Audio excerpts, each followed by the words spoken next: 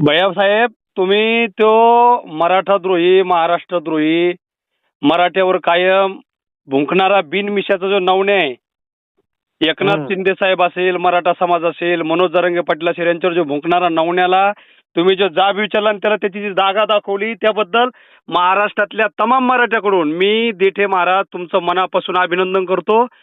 अशा हिजड्यांना त्यांना त्यांची जागा दाखवली पाहिजे. अवकात नसणारे लोक मराठा समाजावर बोलतात. 100% महाराज. त्याला इतका घाबरला आणि पळाला. बॉडीगार्ड होता. बॉडीगार्ड असा आडवा उभा राहायचा आणि त्याला मी सांगितलं मी तुला तुडवणारच, तोंडावर बोललोय. आणि बाहेर चल म्हणतो, बाहेर चल म्हणल्यावर मग काय म्हणतो, पाऊस आहे बाहेर. अक्षरशः पळून गेला तो, अक्षरशः पळून गेला तो. त्याच्याबरोबर दोघं असणारे म्हणले की बाबा पळा पळा पळा पळा. आणि ते एक जण ते केदार का कोणतरी ते काय म्हणत होते, ते आता सोडवासोडी करत होते ना. त्यांना आम्ही सांगत होतो तुम्ही गप्प बसा.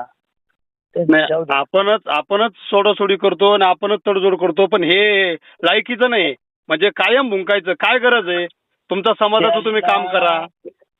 बर का महाराज, त्याला तुडवणार म्हणजे तुडवणार. नाही, असे तुडवलेच पाहिजे. तुमचं पुन्हा एकदा अभिनंदन. महाराष्ट्रातला मराठा समाज सगळा तुमच्या सोबत आहे. धन्यवाद. धन्यवाद. ओके साहेब.